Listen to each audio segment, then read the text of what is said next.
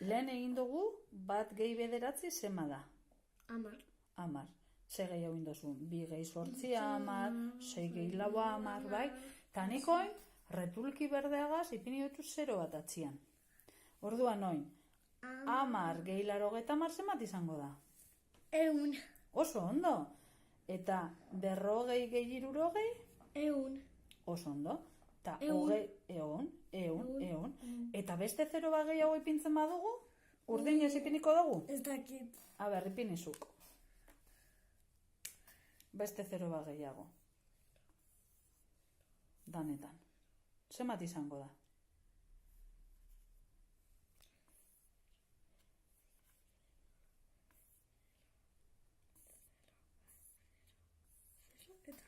Zemat izango da?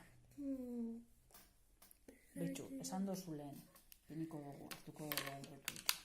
Esan dugu lehen. Bat gehi bederatzi, zemat esan dozu dala?